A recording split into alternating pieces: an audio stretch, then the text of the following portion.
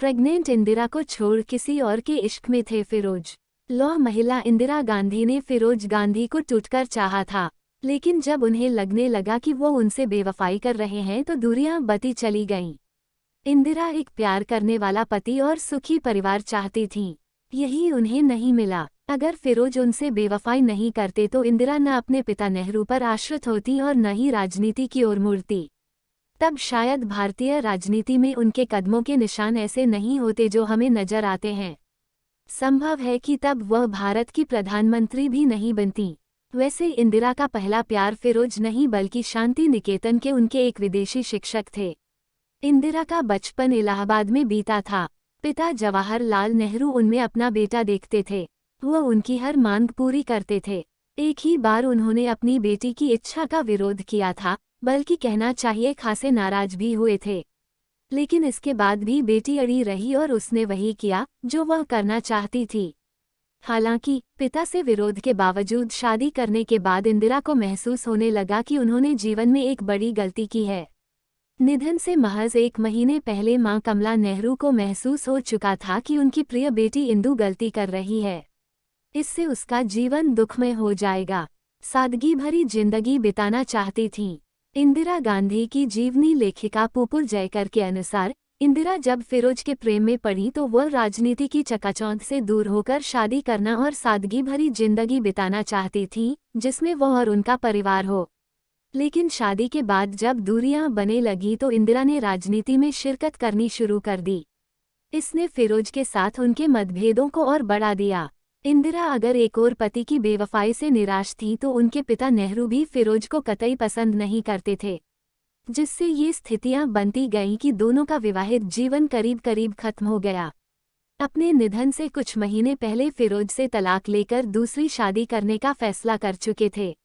जब फिरोज मोहित हो गए, फिरोज का इलाहाबाद के आनंद भवन में प्रवेश जवाहरलाल नेहरू की पत्नी कमला की मदद के लिए एक वॉलंटियर के रूप में हुआ था। उसके कुछ ही समय बाद शहर में इंदिरा और फिरोज के अफेयर के चर्चे होने लगे। जब कमला बीमार हुई और आनंद भवन में थी तब इंदिरा ने जिस तरह नर्स के रूप में अपनी मां की सेवा की, उससे फिरोज बहुत प्रभावित हो गए थे। इंदिरा सुंदर तो थी और उस उम्र में उनमें गजब का आकर्षण भी था। पुपुल जयकर ने अपनी किताब में लिखा है, तब फिरोज ने इंदिरा की ओर ध्यान देना शुरू किया। वह उनके आगे पीछे मंडराने लगे। वह मौका देखने लगे कि इंदिरा के करीब कैसे रह सकते हैं। हालांकि इंदिरा को उस समय ये सब पसंद नहीं था। ये शादी नहीं हो सकती।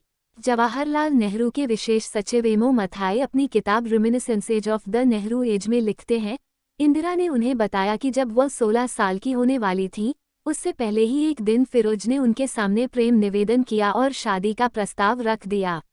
इंदिरा अवाक रह गईं, क्योंकि उन्हें फिरोज से ये उम्मीद नहीं थी।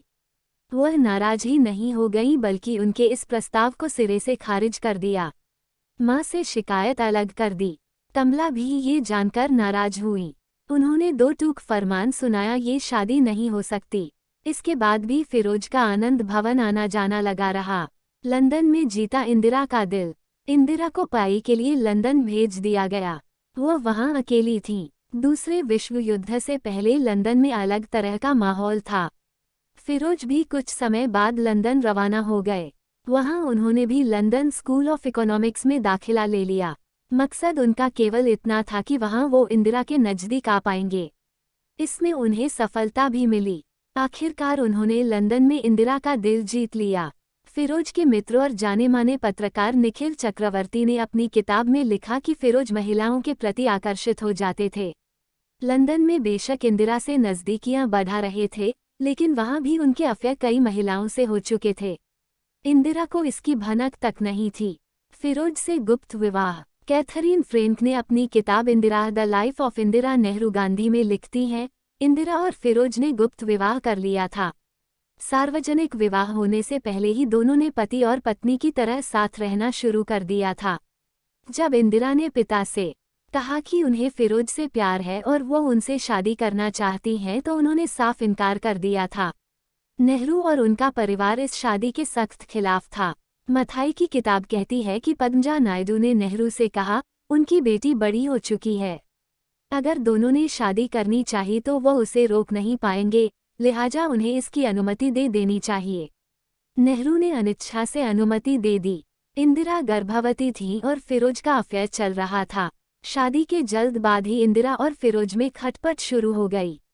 साल 1941 में जब वो गर्भवती थी और राजीव गांधी का जन्म होने वाला था तो उन्हें पता लगा कि फिरोज किसी और महिला से इन्वॉल्व हैं।